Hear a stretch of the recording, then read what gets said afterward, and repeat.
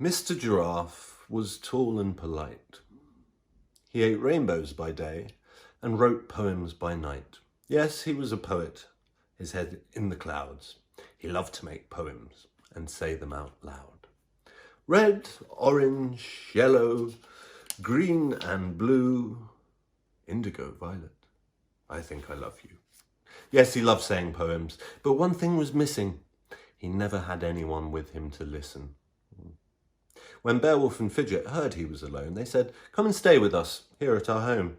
So he packed up some rainbows in an elephant's nose, and he walked through the ocean on the tips of his toes. And when he arrived to see his two friends, Mr Giraffe, he was happy again.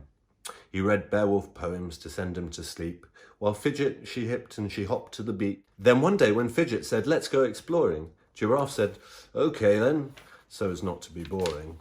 But he got tangled up in a terrible mess, and he couldn't write poems because of the stress. "Oh, dearie me," said Giraffe on his knees. "I think that this island just isn't for me." So he packed up his rainbows and walked through the sea to Mant Island, where no one was ever lonely. He helped build a tower up till the sky, and the Mant said they never built something so high, but then, by mistake, he knocked it back down, and it fell from the sky all the way to the ground.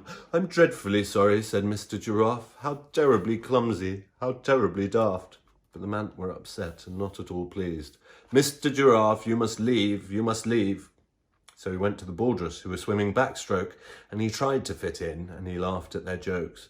But Baldrus eat jellyfish by the double dozen, and they all greet each other with the strange word kiblubbin. Kiblubbin, he thought.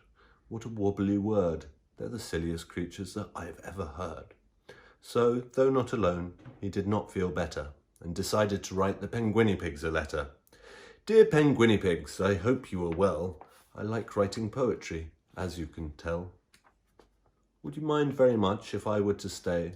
I won't be much trouble. I'll keep out of your way." And so he goes to stay with the Penguinipigs, but